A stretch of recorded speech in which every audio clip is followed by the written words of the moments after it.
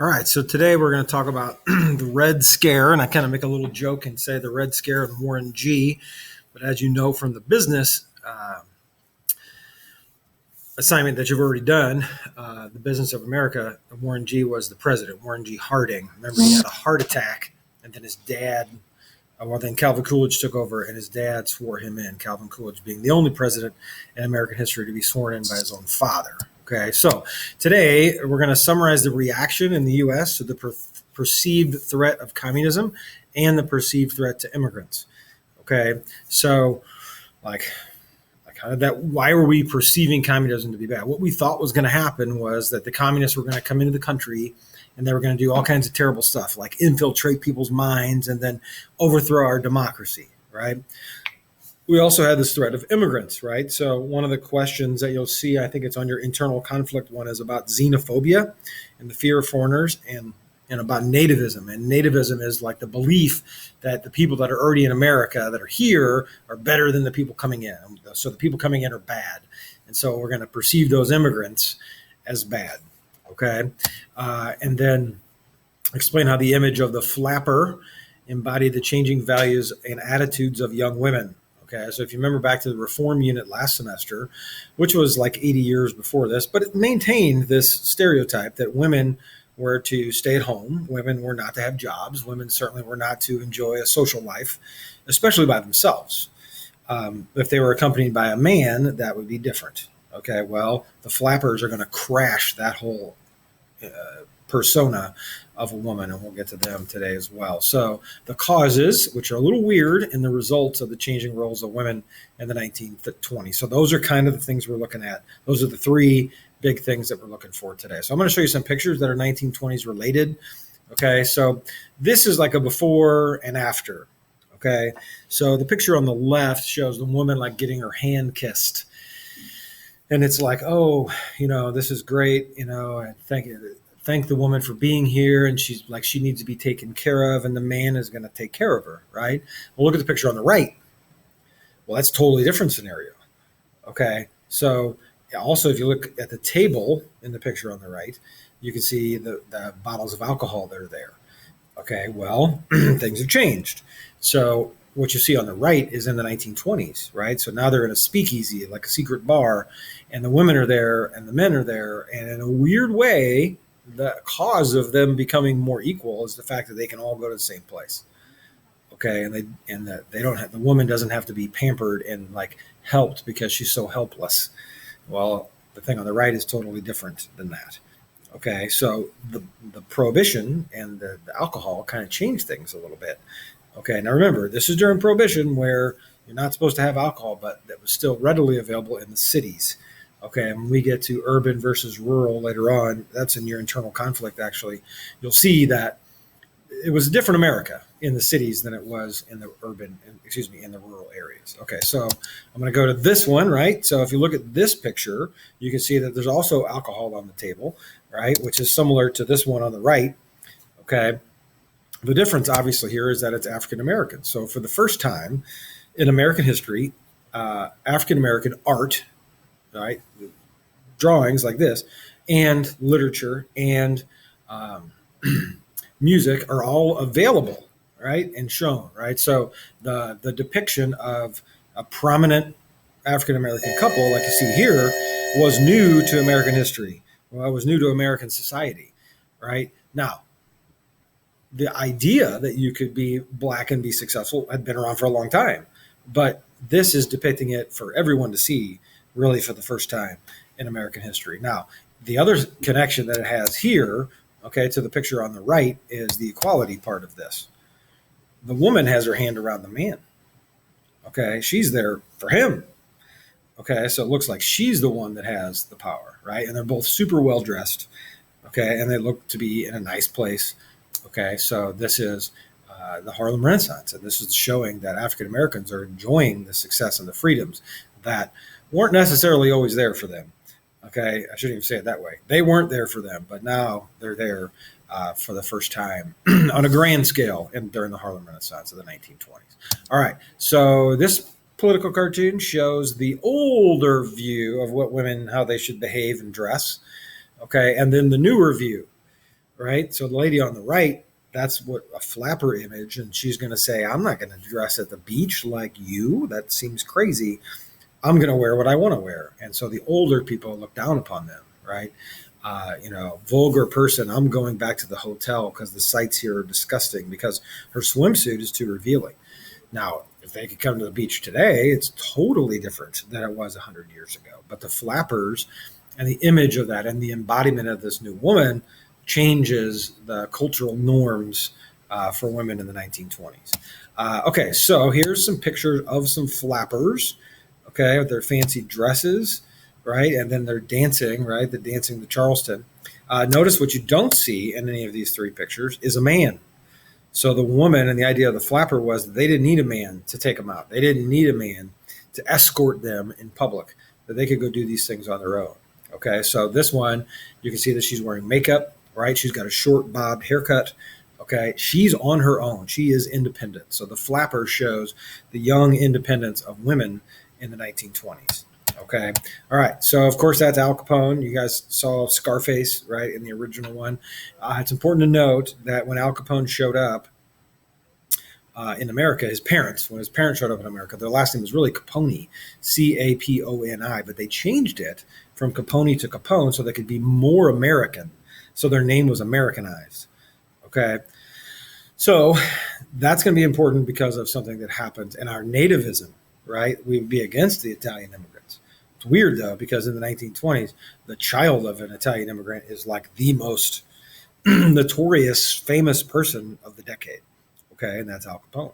All right, so this is Charles Lindbergh. He becomes this massive national hero, and you'll see a little bit more on him later in the unit. But you see the spirit of St. Louis. He's not from St. Louis, but his plane was paid for by the businesses of St. Louis. He's going to fly from New York City to Paris, okay, in that airplane right there.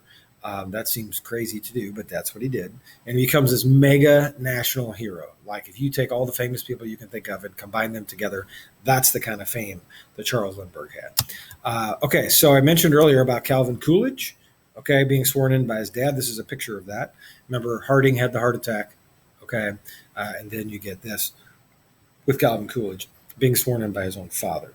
And him, remember, they're going to let business do their own thing, right? The business of America is business. Okay, these two guys are handcuffed together, and especially the one on the left and probably the one on the right too. They look Italian, okay, and they're going to get framed probably for a murder that they probably didn't do. They both definitely didn't. Both of them didn't do it. They are going to be executed for that murder, though, and the main reason for their execution is because they're Italian. Okay, so that's the nativist view. Their names are Sacco and Vanzetti. Okay, so this was the first talking movie, and again, this is just kind of a culture thing from the 20s. This is Babe Ruth, another national hero, a sports hero, right, for hitting all the home runs that he hit. This is Gertrude Ederle. She was a swimmer that swam the English Channel and became a national hero for this. Okay, so not only we have men becoming heroes, we've got women becoming heroes. Amelia Earhart was another pilot, okay, that became a national hero. So the role of women was definitely changing. They're breaking barriers during the 1920s. Okay, so just to point out here, World War I, obviously during the 19-teens, not good, right? After 1929, the stock market, and then the Great Depression, not good. Okay, during the 1920s, people were having a grand old time. It wasn't perfect, like you saw from the business worksheet. Things weren't perfect, but they're pretty good. Okay, so the 1920s, the roaring 20s, were good. Right. Okay. So the Red Scare, if you remember Anastasia, okay, her and her entire family were executed as a part of this revolution in Russia. And this was the peace, land, and bread that led the Russians getting out of World War I. Okay. And then they're taken over by this new group. And America enters after Russia's out, and then this new group takes over Russia. Okay. The Reds. Okay. So communism was their form of government. And under communism, this is their beliefs, right? And these are big because these threaten America. Government owns all property. That's opposite from us. There's one political party, okay, also opposite from us, right? So you could vote in an election, but you only get one choice, okay? And as much of a pain as our American political parties are, at least we have choices, okay? In the Soviet Union, under communism, they didn't have those choices. The third thing, government respects no rights of individuals. Okay, so like the freedom to protest in America. Well, if you protested in Russia, they under communism, they just killed you. So that was the end of the protest, and certainly nobody else is going to protest. Okay, so that's something certainly we didn't agree with as America. They also wanted to spread communism all throughout the world. They were openly hostile to our beliefs in democracy and voting, okay, and freedom in America, and they weren't afraid to say it. So in America, we were alarmed by this, and we didn't really want to associate ourselves with them. So communism and communists become really, really bad. So the result of that nativist view of communism, okay, results in the Palmer raids, okay, in like 1918, 1919, 1920. And a part of this is coming out of the war too. But A. Mitchell Palmer was the Attorney General of the United States. So he's in charge of the law. And being in charge of the law, he deports over 500 people that we believe have communist ties. Okay, so, and there were thousands that were investigated. They went in, they searched people's homes, they searched people's businesses, and they tried to come up with something that would connect them to the Communist Party. Okay, and then they would kick them out. Most of these people that got kicked out had zero connection to communism. They just happened to be like looked at as bad. Okay, this is definitely an infringement on American rights, and this is not a positive thing in American history, right? But this was the response, okay, to America's anti-communist views that our Attorney General did this. Okay, you can be communist. Like I could be a communist. I'm not. I could be a communist if I wanted to be. There's nothing illegal about that. You can be whatever political party and believe in whatever economic system you want to believe in this country. In this case, A. Mitchell Palmer said, yeah, we don't care. We're kicking you out if you're a communist. Okay, that's kind of crazy, but that's nativism because it's different than what we're used to. Okay, all right. So Sacco and Vanzetti, another example of this nativism. There was a payday murder, which means like a Brinks truck or a cash truck was en route doing its job, collecting money from a business, taking it to the bank. Somebody held up the guy that worked there that had the money and killed him and took the money. Okay, so they went to the gun. They traced the gun back to, I believe it was Sacco. I always get him confused. It was either Sacco or Vanzetti. They traced the gun back to him. Okay, and he said, "That's my gun." However, I bought that gun years ago. I sold that gun. I did not use the gun to kill anybody. Okay, I sold it, and somebody else stole it. Like I didn't do it. Right now, both Sacco and Vanzetti, okay, were convicted and executed for the murder. Okay, they had good alibis that said they didn't do it. Did they really do it? Maybe, but there's definitely in like today's court of law, they wouldn't be convicted of it. Okay, not only were they convicted, they were executed. Now, most Americans at the time believed that they were executed because of their last names: Sacco, Italian, and Vanzetti, Italian. So the nativism in America, right, and our isolationism from World War I, right, and our belief that we should just stay in America, now you're bringing those people who are coming to our country, and so we don't like them. It's kind of like Robert Prager during World War I. He was the guy that got executed in Collinsville. He's German, right, because we had anti-German sentiment. This is a couple years later. It's going to be 10 by the time they get executed. These guys are executed mainly because they're Italian. If their last name was, Smith and Jones, they probably don't get executed. Okay, but they were pinpointed because somebody said they thought the guy that shot him was an Italian. Okay, that's where it came from. All right, so this is the quote, okay, from Vanzetti that basically, hey, they're going to be remembered forever. And here we are 100 years later still talking about it. Okay, there were 250,000 people in Boston that took part in the silent demonstration. So clearly people weren't down with what was going on. Okay, so the next nativist response in America is the rise of the KKK. So if you remember, the KKK started during Reconstruction because the white supremacist Southerners didn't like having the American military, the Northern military, in the Southern districts. So they wanted to intimidate the blacks and not let them have their freedom, okay, and take it away. So they did, and they were successful in doing that. They even chased out the military. Finally, if you remember the Compromise of 1877, we gave up on that. Well, once we gave up on Reconstruction, okay, well, the KKK was gone, not because they came to this realization that what they were doing was wrong, but because they weren't really necessary. Why do you need to have hoods over your head when you can be discriminatory against black people right out in the open? Okay, so the Klan kind of went away. So in 1915, a new movie comes out. Okay, and in those days, movies were a big deal, and so this movie came out and had some like different animation that they used with the film, and they would blend things in and blend them out that you and I see all the time, but they didn't see it back then. So crowds would go see this movie, right? Well, the movie was all fiction. It was based upon what they said was the birth of the Klan and how the Ku Klux Klan started and why it started, and it was rooted in some really racist stuff, especially by today's standards. If you go back and look at it now, it's like, oh my gosh, like it's crazy. Okay, the stuff that they put on film. Well, people went to see the movie and they believed it. I thought it was true. So you kind of got a reemergence of the Klan. Okay, now the Klan was also anti-immigrant, even more so in some places than it was anti-African American. Again, you didn't really have to be dressed in a hood in Alabama to do something to black people. You could do it out in the open and not get in trouble for it. But in other places, this nativism kicked in and we discriminated against immigrants. Okay. The state with the most members of the Ku Klux Klan in the 1920s was Indiana. And you can see some of the counties had more than 25% of the people enrolled in the KKK. So the reason for that is because in Indiana at the time, there was a large percentage of people that were Protestants. Okay. And those Protestants didn't want the Catholics coming into Indiana because they thought the Catholics, just like in the reform unit last semester, were going to bring bad things with them. Okay, like alcohol, right? Those things were bad, so we don't want the Catholics coming in, right? So again, that's a stereotype and it's discrimination against them, right? So they come in.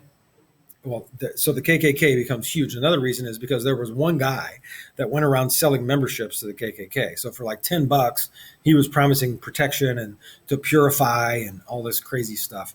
Well, that guy, okay, eventually gets busted for abusing his girlfriend in a hotel room. He almost kills her, okay, by biting her. He's crazy. Well, that made the newspapers and the people of Indiana realize that they kind of have been schemed by this guy. So they abandoned that, right? But the Klan wasn't just against black people in Indiana, it was against Catholics, right? Which is a nativist view for sure, because they didn't want to bring anybody in that was different than them. Okay. All right. So in the 1920s, this nativist view helps us come up with an anti-immigration law, okay, that limits the number of immigrants that we allow in the country to around 350,000. Those immigrants had to pass a literacy test, so they had to be able to speak English and write English. They had to pay to get in, okay? And if you were from the Asiatic zone, right, from every Asian nation except for Japan and the Philippines, they wouldn't let you in. And even in those places, it was only a percentage was allowed in. Okay, so we established strict rules. That nativism, people were really strict about this. Like, we don't want anybody new coming into the country. Okay, so there was definitely an anti-immigrant view in the United States. Okay, so this chart shows you the number of people, and you can see what happens to European immigrants. If you go to 1920, okay, there's a bunch, and then things kind of slow down a little bit. But the other ones, it really slows down. Okay, like you don't even see Asians coming in at all. Okay, because of the immigration policy that we started almost 100 years ago. And it's changed since then. So just a couple of questions of reflection.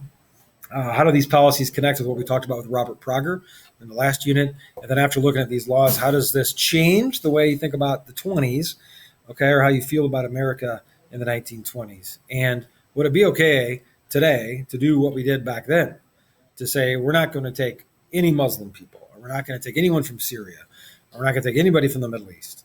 Like, would people let that kind of stuff fly? Just questions for you to ponder. Okay, so review questions. What country was red? Of course, that was the Russians. Schenck, we'll skip this one because I didn't have that one in there. A. Mitchell Palmer was the Attorney General of the United States, which is the head of the Justice Department. Okay, Sacco and Vanzetti were accused of plotting. Nope, they were accused of murder. Okay, and executed for it. That's the next question. They were executed. Okay, so that was something we do in class. I'll stop right there.